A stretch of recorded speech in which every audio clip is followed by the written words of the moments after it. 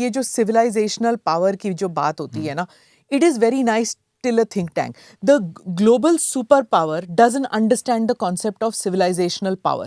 ऐसे होता तो क्या वो ईरान को इस तरह ट्रीट करता जिस तरह उसने किया? They wouldn't have done it because Iran is also a civilizational power. Power matters. देखिए, और हाँ, तो वही ना, तो हम civilizational power अपने आप को अगर समझें, या फिर कुछ मुल्क अगर सोचे कि भारत एक सिविलाइजेशनल पावर है, उसके साथ अगर हार्ड पावर नहीं मैच करता तो दैट इज अ फुस। आपने बात जो मैं कहना चाह रहा था वो आपने बात कह दी बिल्कुल। और जहां तक देखिए ईरान की बात है, तो ईरान का तो सिविलाइजेशनल डेसिमेशन हुआ है। ईरान की जो ओरिजिनल लेगेसी जो थी, जो उनकी ज़ोरास्ट्रियन लेगेसी जो थी, ईरान, आप कई ईरानियों से बात करिए, मैं अमेरिका में कॉर्नल में था, वहाँ पर मैंने एक अच्छा लंबा अरसा वहाँ गुजारा है, तो बहुत ईरानियंस हमारे वहाँ आते थे। ईरानी लोग बहुत खुले दिमाग के और बहुत ही टैलेंटेड कम्युनिटी है, और वो इस तरह के जो रिलीजियस जिहादिस्ट इस्लामिस्ट रिस्ट्रिक्शंस हैं उनके अंदर उनका कोई यकीन नहीं है। वहाँ पर अमेरिकन कैंपसेस में आप ईरानियन लड़कियों को आप देखें, उनके लड़कों को देखें, वो वेस्टर्न लिबरल आउटफिट्स पहनेंगी, उनका म्यूजिक, उनकी पढ़ाई को एंजॉय करेंगी, सब कुछ उस तरह के लोग हैं। तो वो तो कहते हैं कि साहब ये जो खमेनी रजीम जो ईरान के अंदर आई, उसने हमारा पूरा जो सिविलाइजेशनल ग्लोरी थी उसका सत्यानाश किया है। ये तो ईरान की कहानी खैर डिफरेंट है, बट ये है कि हिंदुस्तान को बांग्लादेश के अंदर जो है ना, हमें कुछ और करना चाहिए था। अब हम बात कर रहे थे अभी वर्तमान स्टेट जो है, फिर वहाँ पर जो है ना, एक तो जमात इस्लामी का मैंने जिक्र किया, फिर जो है जो सोसाइटी में रेडिकलाइजेशन लेवल्स काफ़ी हाई है, फिर वहाँ पर टेररिस्ट ग्रुप्स का काफ़ी पेनिट्रेशन। देखिए वहाँ पर लश्कर है, जैश की एक्टिविटीज़ बढ़ गई हैं, फिर उसके अलावा लोकल ग्रुप्स हैं उनके, अंसारुल्लाह बांग्ला, जमातुल मुजाहिदीन बांग्लादेश, और ये सब इस्लामिक स्टेट और अलकायदा के एफिलिएट्स हैं। फिर एक वो अराकान रोहिंग्या सेल्वेशन आर्मी, वो भी एक इस्लामिस्ट टेररिस्ट ग्रुप है, जिसके अंदर जिसकी रिसेंट मीटिंग्स के अंदर लश्कर के लोग जाकर के बैठे थे, ये एंगल। फिर चौथा, वहाँ पर ISI की रेगुलर विजिट्स हो गई हैं। अभी लेटेस्ट जो इनपुट्स आए थे वहाँ पर, तो एक ISI की टीम गई थी, करीब 7-8 लोगों की, पाकिस्तान से 7-8 लोगों की टीम गई थी, उसमें 3-4 लोग ISI के थे। डेलीगेशन लेवल होते हैं पाकिस्तान तो उन्होंने एयरपोर्ट पर उन लोगों की एंट्री नहीं की। उनमें से 2 लोगों का तो जो मेरे पास इनपुट्स आए थे वो था कि बाकायदा वो एक आई थिंक ब्लैक कलर की कुछ बड़ी गाड़ी थी जो लैंड क्रूजर टाइप की होती है, उसके अंदर विद अ बैकपैक वो हमारे एक बॉर्डर पर आए, वहां से कोई बंदा सामान रिसीव करने आया, उसको सामान दिया और निकल गए। और वो लोग भालू का वहाँ पर जो है पुरानी जो सारी जो नॉर्थ ईस्ट में जो आसाम में वो ग्रुप था ना उल्फा, उनके बेसिस को रीएक्टिवेट कर रहे हैं। उसके अलावा वहाँ पर अपने बेसिस स्ट्रॉन्ग कर रहे हैं। तो वहाँ पर काफ़ी सिचुएशन जो है इंडिया के लिए बड़ी दिक्कत वाली सिचुएशन बन गई है। और जो आपका और फिर पांचवा एंगल उस पर आया, जो अदर ग्लोबल इस्लामिस्ट एक्टर्स हैं, टर्की और कतर का वहां पर इन्वॉल्वमेंट एंड आपका जो है इंटरफेरेंस, इन्वेस्टमेंट। सिविलाइजेशनल स्टेट की बात कर रहे हैं, Turkey thinks of itself as that one of that.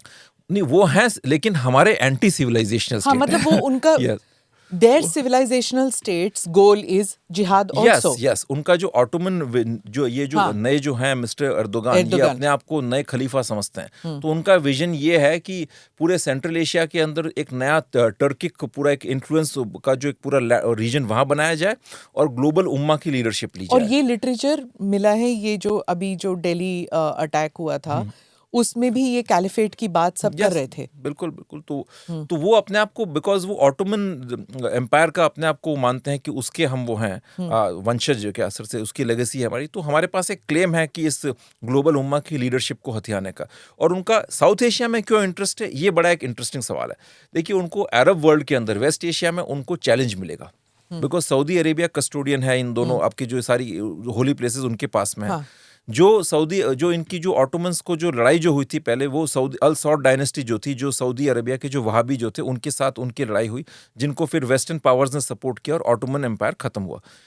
लेकिन साउथ एशिया में वो चैलेंज उनको नहीं मिलेगा, बिकॉज यहाँ पर 2 चीज़ें। एक तो इनका जो तुर्कों का जो है इस एरिया के अंदर पुराना इनका एक रूल भी रहा है। पाकिस्तानी तो अपने आप को जो है मुगलों का वंशज ही मानते हैं। मुगल्स के अंदर एक टर्किश ब्लड था। और साउथ एशिया के अंदर करीब 200 करोड़ प्लस जो मुस्लिम्स हैं, आप पूरा मिला लीजिए, बांग्लादेश, पाकिस्तान, 20% शिया होंगे। शिया हैं, लेकिन मैं उसमें आगे आता हूँ। टर्की मींस टर्की, मैं उस पर आ रहा हूँ मैं। Okay. तो ये सारे जो है ना सर से, ये इनके अंदर मतलब ये टर्की को एक्सेप्ट कर लेंगे। उसका एक रीज़न ये भी है कि टर्की की जो अप्रोच है ना, वो वहाँ भी शिया वगैरह उन डिफरेंसेस को यहाँ पर प्ले नहीं करेगा। वो उसका ये है कि बड़ा टैक्टिकल वे में चल रहा है कि आपको यहाँ पर एक पैन इस्लामिक आइडेंटिटी को आप आगे प्रोजेक्ट करो, क्योंकि अगर आप उन चीज़ों को लेकर के चले तो आपको बहुत कम सपोर्ट मिलेगा। जैसे कि सऊदी अरब ने इंडिया में इंटरवेंशन किया, वो अपना सलाफिज्म वहाबिज्म लेकर के आए, तो उसकी वजह से उनको यहाँ पर देवबंदियों का बहुत अपोजिशन फेस करना पड़ा।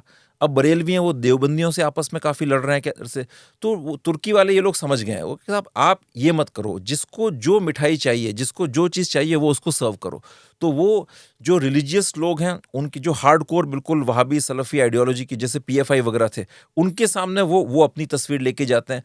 अक्रॉस द स्पेक्ट्रम जो मैसेजिंग जाती है वो उनकी साहब इस्लाम के लिए काम कर रहे हैं। जैसे वो एर्तुगरुल गाजी वगैरह जो उनकी सीरियल नहीं आए थे, उसमें वो अपनी इस्लामिक पुरानी ग्लोरी को कि साहब आप तो इनकी औलादे हैं, देखिए आप, देखिए आपकी दीन की क्या ताकत है। वो पाकिस्तान में तो चल गया, क्या इंडिया में भी चल रहा है? इंडिया में काफी चला था, मैसिव हिट था वो। कश्मीर के अंदर जबरदस्त हिट था, लोगों ने अपने बच्चों के नाम उसके कैरेक्टर्स हमारी नस्ल उनसे है, नाम उनके ऊपर रखने शुरू कर दिए थे। तो यहाँ पर उनकी वो मैसेजिंग है।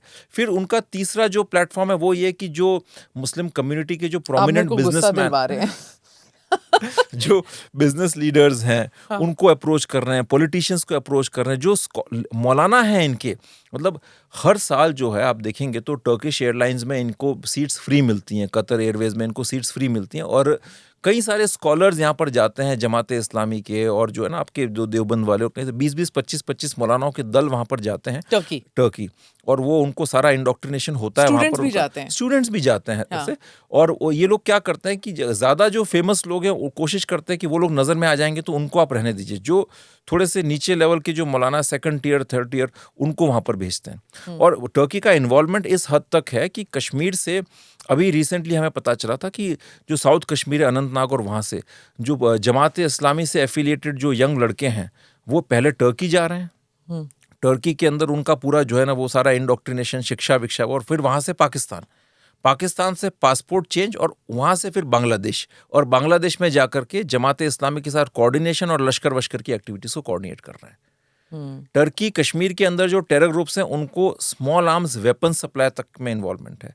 तो Turkey is a very dangerous player. अगर आप पुराना इनका इतिहास देखें तो इन्होंने जो सोमालिया के अल शबाब वगैरह वो सारे ग्रुप्स हैं, उनको अपनी ऑफिशियल जो एयरलाइनर्स हैं, जो इनके जो सरकारी जहाज हैं, उनके अंदर भी हथियार इनको सप्लाई किए।